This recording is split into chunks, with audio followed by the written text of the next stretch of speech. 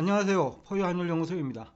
이번 시간에는 정권 투자자 또는 정권 전문가들이 항상 고민하고, 또 어떤 분들은 종목에 투자해야 된다, 지수를 어떻게 하느냐 라는 얘기를 하는 사람도 있고, 또 어떤 분들은 종목이 합쳐져 가지고 지수를 만들어내는데 지수와 종목은 불가분의 관계 아니냐, 또 종목에 영향을 주는 변수들이 너무 많다, 그러니까 거시경제 지표지요. 결국 거시경제 지표는 지수에 또 영향을 주거든요. 환율이라든지 금리라든지 또 중앙은행 양적 완화 정책이라든지 아니면 양적 완화 축소라든지 이런 것들이 종목에 영향을 주기 마련이죠. 그래서 종목에 투자할 것이냐 아니면 시장 내지는 지수에 투자할 것이냐는 의미 없는 논쟁일 수도 있지만은, 그럼에도 불구하고 일정한 기간 동안에는 종목이 유망할 수도 있고 또 지수가 더 매력적일 시기도 있어요. 그래서 오늘 이 주제를 가지고 나왔는데, 일단 2022년 정시는 변동성이 큽니다. 변동성이 크기 때문에 어떻게 보면 종목을 잘 골라도 실패할 확률이 높다는 거죠. 왜냐하면 특정 종목만 다른 주식이 다 내리는데 올라가기 힘들거든요. 그리고 또 다른 주식이 기술적 반등하면 그 올라간 주식은 또 조정을 받는 경향도 있어요.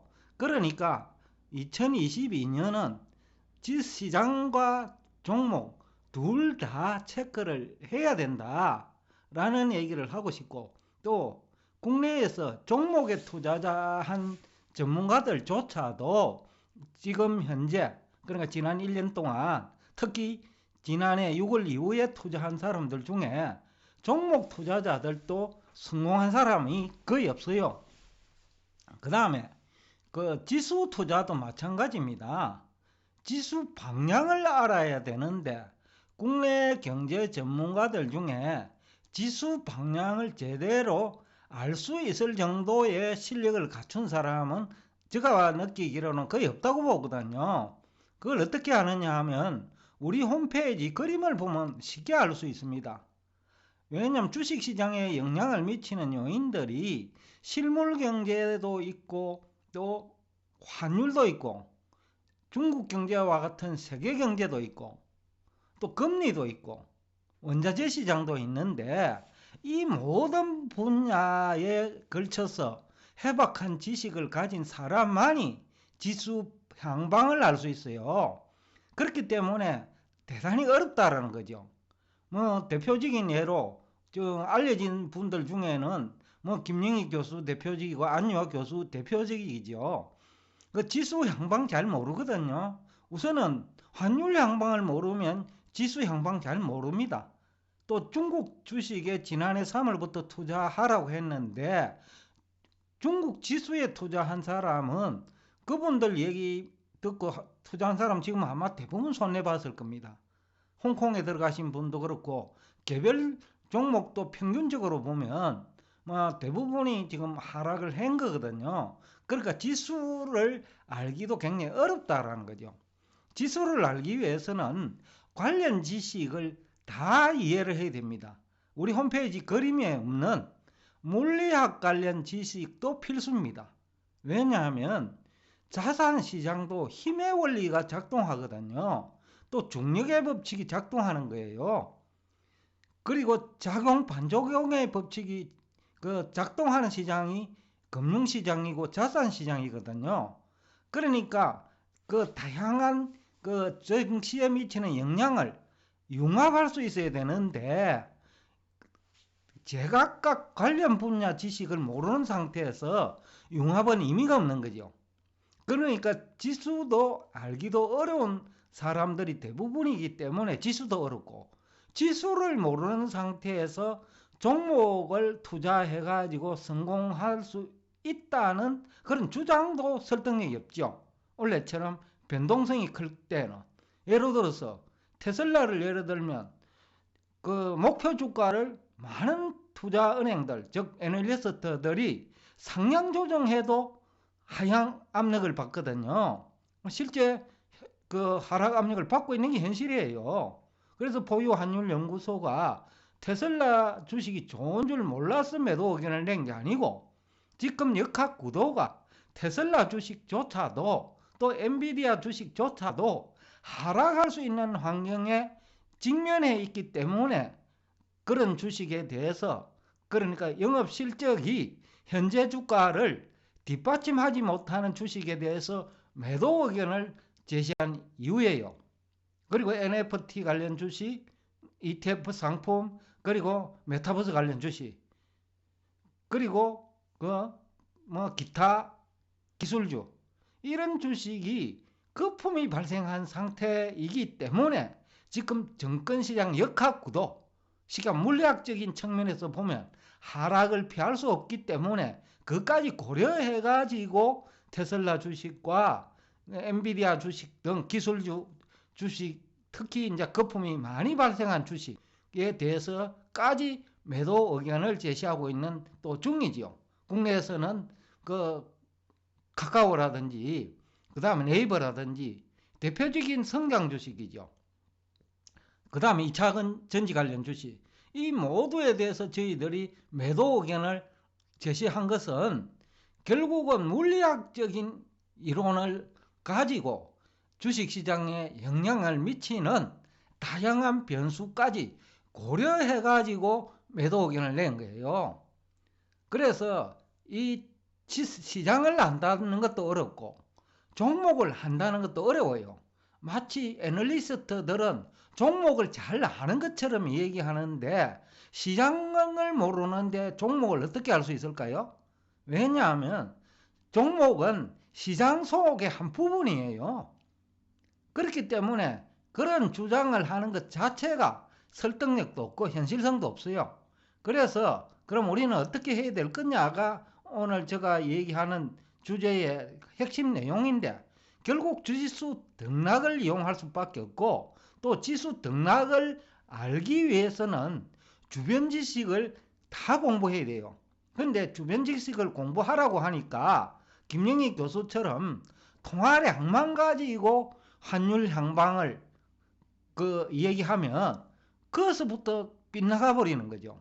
그러니까 가장 중요한 환율부터 빗나가 버리면 실물 경제를 알 수 없거든요. 실물 경제를 모르면 실물 경제의 얼굴인 금리와 주식을 모르는 거예요. 그러니까 그 융합도 물리 지식이 필요하더라도 관련 분야 지식에 대한 해박한 그 경험과 해박한 지식과 경험까지 갖춰야 돼요. 그렇지 않은 상태에서는 그 지수 등락을 이용한 투자 전략까지도 어려운 거예요. 포유 환율 연구소가 뒤늦게 그 자산 시장에 정보를 제공하기로 마음먹은 이유 중 하나예요.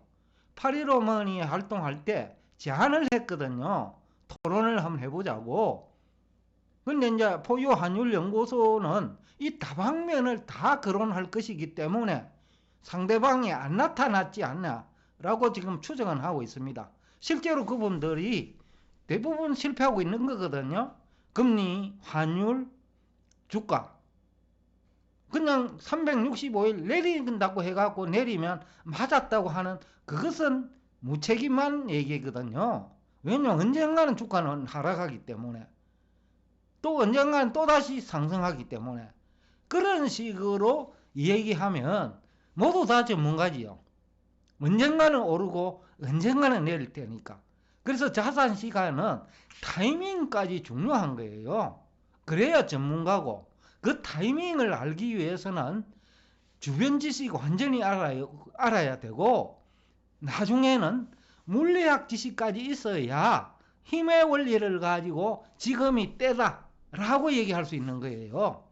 그만큼 어려운 것이 시장을 얘기하는 것, 즉 지수를 전망하고 그 다음에 어떤 종목이 좋다는 얘기조차도 시장을 모르고 물리학의 힘의 원리를 모르고 주변 지식이 없는 상태에서는 사실상 불가능한 얘기거든요. 그럼에도 불구하고 우리 국내 정권 전문가들은 마치 자기들이 아는 것처럼 얘기한다는 거죠. 그래서 포요 환율 연구소는 굉장히 조심스럽고 지금 접근하고 있거든요. 무거운 주제들은. 또 자신이 있는 부분은 확실히 강조를 하고 있고, 그렇기 때문에 그만큼 어렵다는 거죠, 이 분야가. 그래서 오늘 그 얘기하고 싶은 요지를 얘기하면 2022년은 지수 등락이 클 수밖에 없다. 또 기술적 지표도 이미 나스닥 시장 같은 경우에는 120일 이동평균선을 지금 깨버렸어요, 일본 기준으로. 그렇다는 얘기는 200일 일선 이동평균을 향해서 내려가고 있는 거죠. 그러니까 이것도 결국은 주변 지식에 관한 거죠. 그러니까 연준이 보유자산을 매각할 것이라든지, 아니면 또 그 실적이 수반되지 않는 거품이 발생한 주식의 그 유지 가능한 화폐 수량, 그리고 그 거래 대금, 거래량, 돈의 시장 간의 이동, 이것까지 다 체크해야만이 가능한 얘기란 말이죠. 그래서 2022년은 가장 좋은 전략은 지수는 등락이 심하다. 그러면 투자 전략은 지수를 이용한 투자 전략으로 가져가되, 지수 반등이 예상되는 시기, 지금으로서는 나스닥 같은 경우에는, 그러니까 나스닥 100 종목입니다. 그거 보면 우리 국내 정권 전문가들, 특히 미국 주식을 그 안내하는, 또 미국 관련 정보를 그 제공하는 분들이 대부분 실패하고 있는 지금 현실을 감안할 때, 지금 현재 200일선은 깰 수도 있고, 그것도 일시적으로는 200일선에서 반등하겠죠, 기술적으로는. 그러나 실제 지금 구조로 보면 200일선도 깰 수 있다라는 거죠, 기술적으로 보면. 왜냐하면 펀더멘탈도 그렇고, 그 다음에 그 기술주들이 현재 주가 수준을 설명할 만큼 그 가격이 적정하지를 못해요. 그 테슬라가 대표적이죠. 어떻게 주가 수익률이 200 이상입니까? 그는 200년을 현재 실적을 가지고 있어야 100% 수익이 난다는 거예요. 그것은 역설적으로 시장금리가 상승하면 돈 흐름이 바뀌면서 테슬라 주식은 물론 엔비디아 등의 기술주까지 하락을 피할 수 없다는 얘기도 되죠, 역설적으로. 그러니까 그 지수 등락을 이용한 투자 전략은 그거는 반드시 체크를 해야 되고, 그 중에서 유망한 종목, 포요 환율 연구소는 뭐 반도체 분야를 대표적으로 보는데, 그 얘기는 좀 더 하락을 해야 된다는 얘기예요.